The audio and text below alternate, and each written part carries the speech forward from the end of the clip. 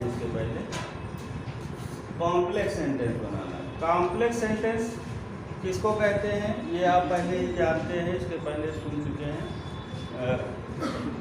जिसमें एक complex sentence में एक प्रिंसिपल क्लॉज होता है, एक प्रिंसिपल क्लॉज होता है और एक या एक से अधिक सबऑर्डिनेट क्लॉज होते हैं। एक या एक से अधिक सबऑर्डिनेट क्लॉज होते हैं। अब ये सबऑर्डिनेट क्लॉज क्या है? सबऑर्डिनेट क्लॉज को हिंदी में आश्रित उपवाक्य कहते हैं। ये अपने अर्थ के लिए प्रिंसिपल क्लॉज पर निर्भर करता है, इसलिए इसको सबऑर्डिनेट क्लॉज कहते हैं। सबऑर्डिनेट क्लॉज तीन तरह के होते हैं: noun clause,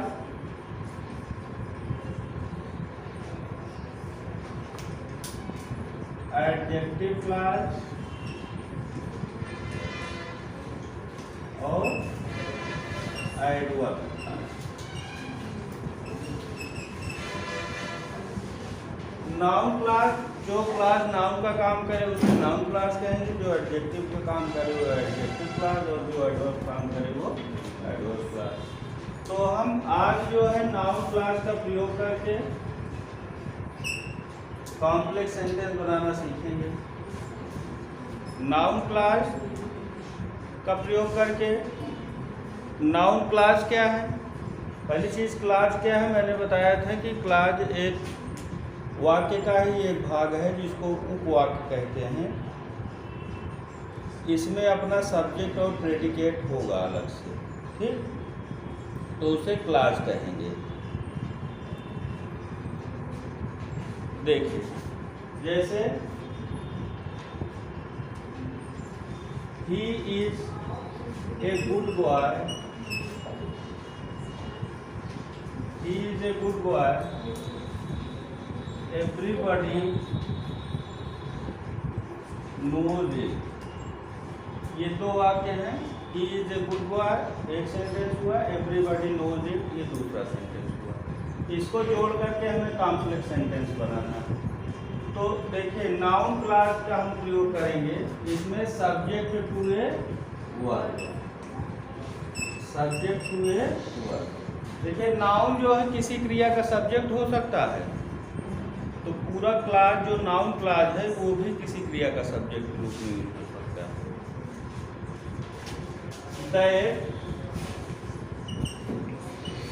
he is a good boy,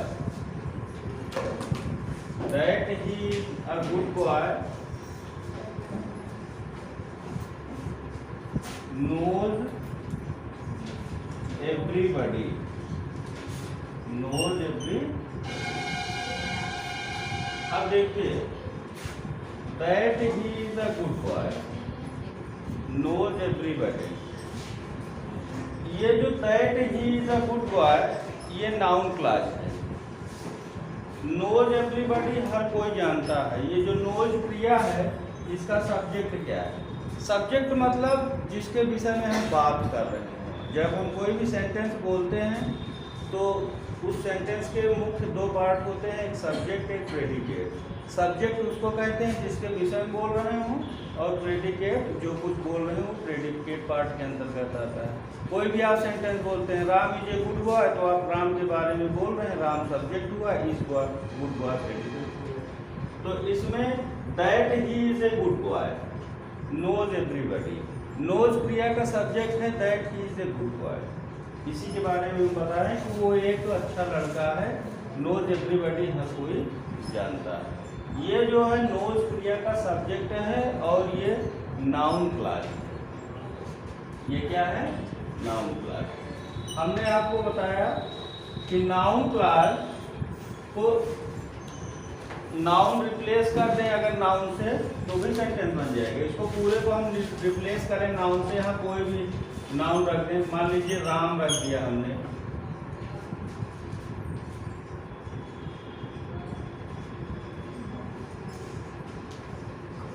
इसको इसको इस तरह भी कर सकते हैं, that he is a good boy knows to knows, इसको आप पैसिव में कर दीजिए, नोज एवरीबॉडी। यहाँ इस तरह भी कर सकते हैं, इज नोन टू एवरीबॉडी भी हो सकता है, ठीक, इज नोन टू एवरीबॉडी। तो यहाँ अगर इसको हटा दें तो Ram is known to everybody, Ram को हर कोई जानता है। सब्जेक्ट एक नाउन से ये रिप्लेस हो गए नहीं। अगर दूसरा इसका नियम है ऑब्जेक्ट टू ए वर्ब, क्या नियम है, ऑब्जेक्ट टू ए वर्ब। हम इसको जो नाउन क्लॉज है ऑब्जेक्ट के रूप में भी यूज हो सकता है। जैसे एवरीबॉडी, इसी को हम ऑब्जेक्ट बना दें तो कहेंगे everybody knows that Ram is a good boy. ये यहाँ पे that Ram is a good boy, ये नाउन क्लॉज है, ये ऑब्जेक्ट के रूप में है। अगर इसको हम नाउन से रिप्लेस करें, एवरीबॉडी नोज राम, हो जा रहा है राम से रिप्लेस बड़ी आसानी से। दूसरा, ये नाउन क्लॉज के दो प्रयोग हो गए, एक सब्जेक्ट के रूप में और एक ऑब्जेक्ट के रूप में। ऐसे ही आप इसके तमाम एग्जाम्पल दे सकते हैं। He is a thief, everybody knows it, that he is a thief is known to all, या it is known to all that he is a thief. दूसरा, ये object subject to a verb, object to a verb, दोनों विधियों से जो है complex sentence बन सकता है दैट लगाकर। अब दूसरा, object to a preposition, object to a preposition, ये कैसे हो सकता है, he says something, we must rely on it, तो इसका कर दीजिए, we must rely on what he says। देखिए, व्हाट ही सेज जो है ऑन प्रीपोजिशन का ऑब्जेक्ट है। व्हाट ही सेज क्या है, ऑन प्रीपोजिशन का ऑब्जेक्ट है।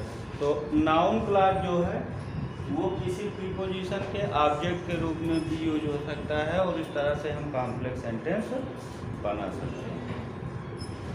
नाउन प्रीपोजिशन, ये जो है व्हाट ही सेज, ये नाउन क्लॉज है जो कि ऑन प्रीपोजिशन का क्या है, ऑब्जेक्ट है। अगला,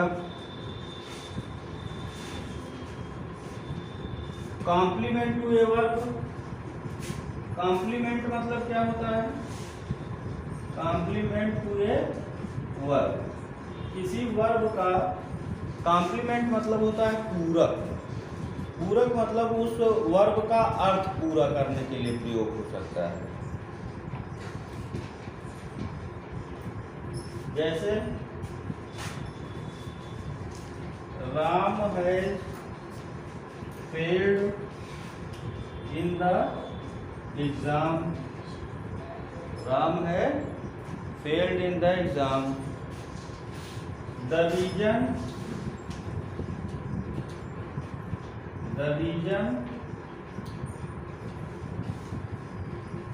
is his carelessness। तो इसको आप कहेंगे, हाँ, the reason of Rama's failure in the examination is that he is careless. The reason of Rama's failure in the examination is that he is careless। देखिए दैट ही इज केयरलेस, ये complement to a verb. Verb क्या है कि इस क्रिया से जो है अर्थ को पूरा करने के लिए नाउन क्लास प्रयोग हुआ, दैट ही इज केयरलेस। अगला आता है नाउन क्लास को आप अपोजिशन में भी रख सकते हैं, केस इन अपोजिशन में। नाउन क्लास कैसे रख सकते हैं? Case in opposition. अपोजिशन मतलब होता है पास पास, बगल बगल। जैसे Gandhi ji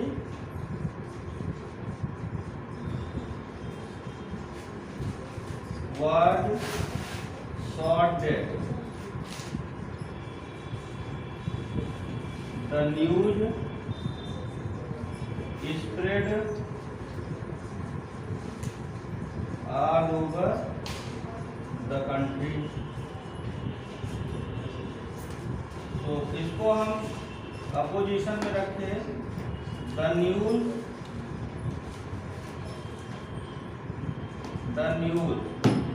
that Gandhi ji was shot dead,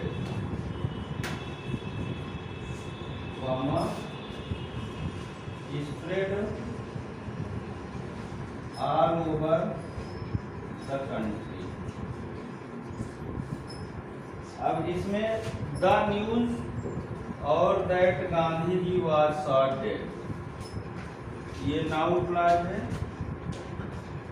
और द न्यूज ये नाउन है।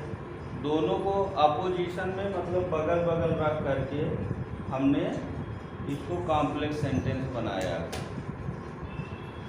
तो एक विधि ये भी है, ध्यान रहे इसके पहले आप लोग पढ़े थे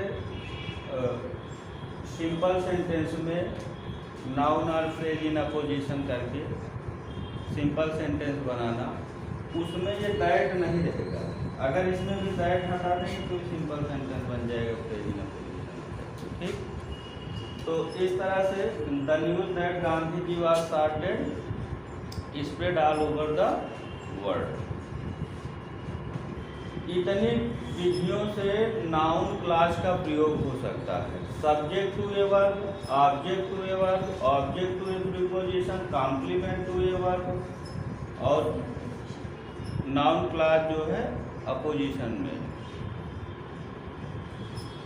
केस इन अपोजिशन में करके हम कर सकते हैं। इतनी विधियों से उसका भी प्रयोग हो सकता है, नाउन का भी। ठीक, तो जहाँ जहाँ नाउन का प्रयोग हो सकता है वहाँ वहाँ पर नाउन क्लास का भी प्रयोग हो सकता है आसानी से। इसके अलावा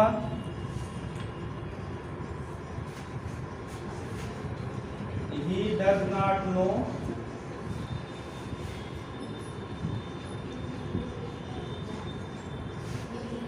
he does not know who is he, he does not know who is he। इसको आप कंबाइन कर कॉम्प्लेक्स बनाएं तो he does not know who he is, who he is। who का प्रयोग करके कॉम्प्लेक्स सेंटेंस बनाया। he does not know वो नहीं जानता है, who is he वो कौन है। तो इसको आप कंबाइन किए तो he does not know who he is। अगला tell me where is she, जैसे एक और देखिए where का प्रयोग करके tell me where is she, तो tell me where she is, tell me where she if, इसका आप ध्यान दीजिएगा।